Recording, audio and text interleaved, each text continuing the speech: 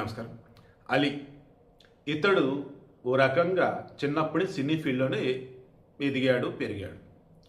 Cine field మరలా చెప్తున్నా, cine field బయట మనం చూసే ప్రపంచం దానికన్నా రోతగా ఉంటుంది. అందులో ఆడవారు ఎన్ని రకాల ఇబ్బందులు పెడతారో చాలామంది బయటకు వచ్చి చెప్పారు. సినీ ఫీల్డ్ మొగాల చేత ఎన్నోసార్లు వాళ్ళు నోరు జరిగిన సందర్భాలు ఉన్నాయి. ఎందుకంటే వాళ్ళు అక్కడ అలా ఉంటారు కాబట్టి. సో అటువంటి చోట డబుల్ మీనింగ్ డైలాగులు, తిట్లు, ఘోరం. అటువంటి వాతావరణంలో చిన్నప్పటి నుంచి పెరిగిన అలీకి ఎదిగే కొద్దీ మార్చుకోవాల్సింది పోగా స్టేజ్ షోలు, యాంకరింగ్ చేస్తూ ఎన్ని డబుల్ మీనింగ్ డైలాగులు కొడుతూ ఎన్ని కాంట్రవర్సీలు తీసుకున్నాడో మనం చూసాం. ఈ వైసీపీలో చేరిన తర్వాత పట్టపగ్గాలు ఇంకా దారుణం తయారయ్యాడు. వైసీపీ నుంచి బయటకు వచ్చాక కొంచెం కుదుట పడ్డాడు. కానీ కమర్షియల్గా అన్నప్పుడు ఇతను చేసే కొన్ని లేఖి పనులు ఎలా ఉంటాయంటే, ఏకంగా అతను తెలియని చిన్న బొబ్బే ఆ మాత్రం బుర్ర బుద్ధి ఉండదా అని జనాలు తిడుతుంటే, అయ్యో నిజంగా నాకు తెలియదండి, వాళ్ళు ఏదో చేయమంటే చేసిన యాడ్ అంతే తప్ప ఎవరైనా కించపరిచే ఉద్దేశం లేదండి, ఎవరైనా బాధపడిన క్షమించడం అని చెప్పి క్షమాపణ చెబుతూ వీడియో రిలీజ్ చేస్తాడు. అవి అటాచ్ చేస్తాం. ఘర్ అని చెప్పేసి ఒక సోపు, ఒక నేచురల్ ఇంగ్రీడియంట్స్ ఉన్నట్టు సోప్ లాగా అనుకోవచ్చు. వాళ్ళది దాన్ని ఏమంటారు, ఎర్రచందనం, శాండల్ అండ్ కేసరి సమ్ బాగానే ఫేమస్ అయింది. ఈ ఘర్ సోపుకు సంబంధించిన ఫౌండర్లు ఎవరు అన్నప్పుడు సమ్ జైన్లేండి, సోనీ జైన్, సయ్యామ్ జైన్ అని చెప్పేసి వాళ్ళు. వీళ్ళు ఈ ఎంటర్ప్రెన్యూర్ అవ్వాలనుకునే వాళ్ళు కావచ్చు, కొత్తగా ఏదైనా తయారు చేద్దని చెప్పేసి అనుకునే వాళ్ళు కొన్ని ఐడియాస్ ఇస్తూ ఉంటారు కదా. అలా బాలీవుడ్లో, హిందీలో ఏదో షార్ప్ ఐడియాస్ ఏదో ఒక ఈవెంట్, అందులో సీజన్ 2లో వాళ్ళు పాల్గొన్నారనమాట. అప్పుడు వాళ్ళ ఐడియా నచ్చి బోట్ కంపెనీ ఉంది కదా, హెడ్సెట్లు ఇవన్నీ తయారు చేస్తారు.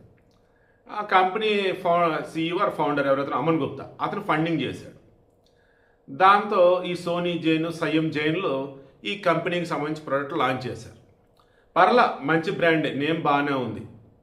దానికి ఒక సోపుకి సంబంధించి అలీ యాడ్ ఏంటి, అందులో దేవుడి మనుషు సినిమాలు అనుకుంటా ఒక పూజ చేస్తాడు. అందులో అమ్మవారి కదా పూజ చేస్తాడు అతను, బట్ ఇక్కడ ఆ సబ్బుకు పూజ చేస్తున్నాడు. సబ్బుకు పూజ చేస్తూ వెనక లక్ష్మీదేవి మంత్రాలు. అంటే ఇప్పుడు ఆ సబ్బు లక్ష్మీదేవా?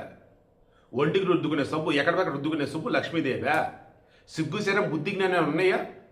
మళ్ళీ అదంటే సారీ చెప్తావా? ఏమయ్యా అలీ, 50 సంవత్సరాలు పైబడి ఉంది నీకు వయసు, తెలుగు ప్రాంతంలో వాడివి, నీకు తెలియదా? నువ్వు ఎస్పెషల్ ఆంధ్రప్రదేశ్ చెందినటువంటి వ్యక్తివి. ఆంధ్రప్రదేశ్లోని ముస్లింలు చాలామంది ఇప్పటికీ హిందూ దేవుళ్ళని పూజిస్తారు, ఉపవాసాలు ఉంటారు. అటువంటి నీకు తెలియదా? సబ్బుకి లక్ష్మీదేవి డిఫరెన్స్?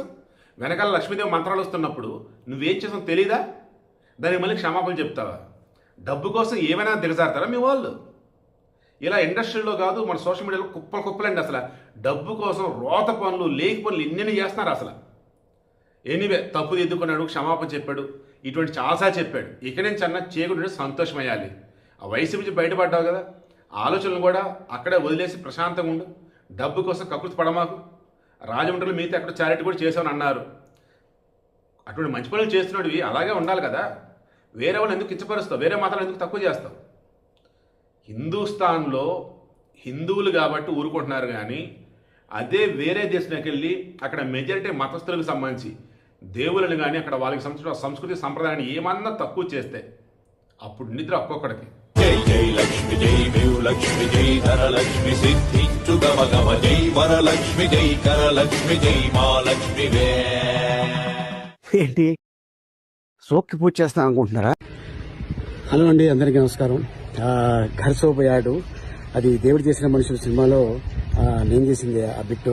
సో ఆ బిట్లో అది బాంబే కంపెనీ, అది వాళ్ళు అది చేయమన్నారు, కానీ చాలా మంది అది బాగాలేదు సార్, అది చాలా ఇబ్బందిగా ఉంది, తొందరగా అది మీరు డిలీట్ చేసేయండి అని చెప్పారు. కంపెనీ వాళ్ళు చెప్పారండి, డిలీట్ చేస్తాను.